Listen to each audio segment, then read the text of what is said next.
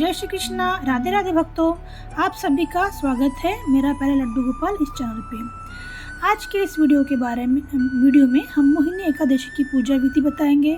ठाकुर जी का श्रृंगार कैसे करना है, उन्हें क्या भोग लगाना है, ये बताएंगे।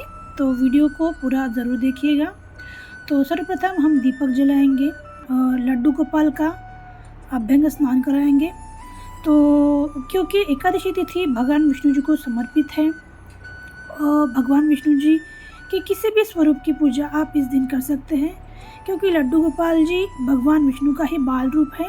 तो एकादशी तिथि पर उनका स्नान, श्रृंगार, पूजा विधि विधान से करनी चाहिए। तो सर्वप्रथम हम अपने लड्डू गोपाल को पंचामृत स्नान कराएंगे।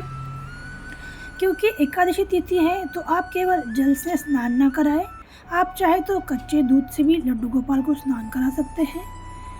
वैशाख माह के शुक्ल पक्ष की एकादशी तिथि को मोहिनी एकादशी कहते हैं और मोहिनी एकादशी का व्रत करने से हमारे अनेक जन्मों के पाप तो नष्ट होते ही है, साथ ही हमारे भीतर आकर्षण बढ़ता है, चेहरे पे एक तेज आता है, घर में सुख समृद्धि बढ़ती है और साथ ही विभिन्न प्रकार की मोह माया नष्ट होती है।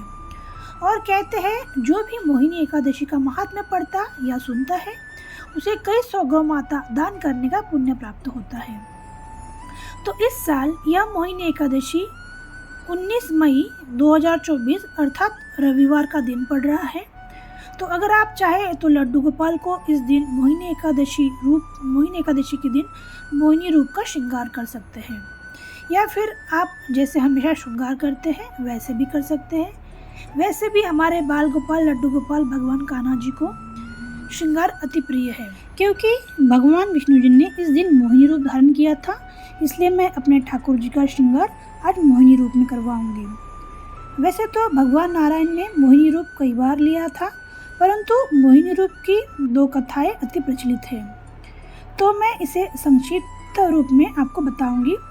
सर्वप्रथम भस्मासुर की कथा में राक्षस भस्मासुर ने शिव जी की घोर तपस्या करके उन्हें प्रसन्न कर लिया था और वरदान में उनसे मांगा था कि किसी के सिर पर हाथ रखे तो वह भस्म हो जाएगा, परंतु उसने वरदान पाने के पश्चात शिव जी के सर पर ही हाथ रखने के लिए उनके पीछे बढ़ गया। तब भगवान विष्णु ने मोहिनी रूप धारण किया और भस्मासुर को नृत्य करने के लिए कहा। नृत्य करते हुए भस्मासुर ने अपना हाथ स्वयं के सिर पर ही रख दिया और वो भस्म हो गया। और दूसरी कथा भक्त कुछ इस प्रकार है कि जब समुद्र मंथन हुआ था तब सागर में कई रत्न, विष और अमृत निकला था। तो अमृत कलश को पाने के लिए देवताओं ने और दानवों में युद्ध छिड़ गया। तब भी हमारे भगवान नारायण ने मोहिनी रूप धारण किया था और अमृत का वितरण देवताओं में किया था। तो इसी तरह ये दूसरी कथा भी मोहिनी रूप की अति प्रचलित है। तो मैंने भी अपने लड्डू गोपाल का मोहिनी रूप में इस तरह से श्रृंगार किया है। तो अब हम इनकी पूजा करेंगे। तो इनकी पूजा करने के लिए सर्वप्रथम मैंने इनके सामने यह अमृत कलश रूपी जल भर दिया है, इसमें तुलसी पत्र डाल दिया है। आप भी इस दिन भगवान विष्णु के सामने इस तरह से कलश में पानी भरकर उनके सामने रख दें और उसमें तुलसी पत्र डाल दें, ताकि जब पूजन हो जाए तो इस अमृत रूपी जल को आप अपने घर के सभी सदस्यों में बांट दें। तो सर्वप्रथम हम श्री गणेश जी का पूजन करेंगे, दीप पूजन करेंगे, कलश पूजन करेंगे और हमारे लड्डू गोपाल जी का पूजन करेंगे।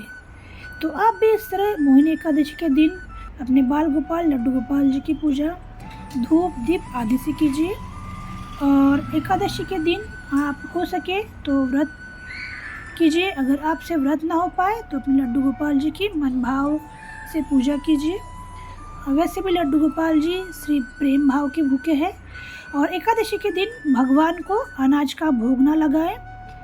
तो मैंने भी अपने लड्डू गोपाल जी को दूध और सूखा मेवा और इस तरह से फल का भोग लगा दिया है।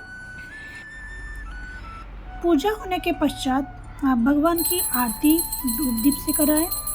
तो मैंने भी अपने लड्डू गोपाल जी की पूजा आरती कर ली है।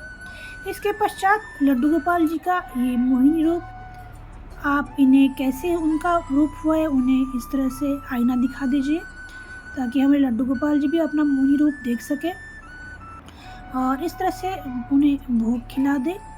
उसके पश्चात आप अपने लड्डू गोपाल जी की नज़र उतार लें। क्योंकि मोहिनी एकादशी के दिन गौ माता की पूजा का विशेष महत्व है, तो आप भी गौ माता की पूजा कीजिए। यदि संभव ना हो, आपके आसपास गौ माता ना मिल पाए, तो आप अपने लड्डू गोपाल जी की छोटी सी गैया का ही घर पे ही पूजन कर सकते हैं। तो यदि आपको यह जानकारी, ये पूजा विधि अच्छी लगी हो तो मेरे वीडियो को लाइक और मेरे चैनल को सब्सक्राइब ज़रूर कीजिए और वीडियो को ज़्यादा से ज़्यादा शेयर ज़रूर कीजिए। धन्यवाद। राधे राधे।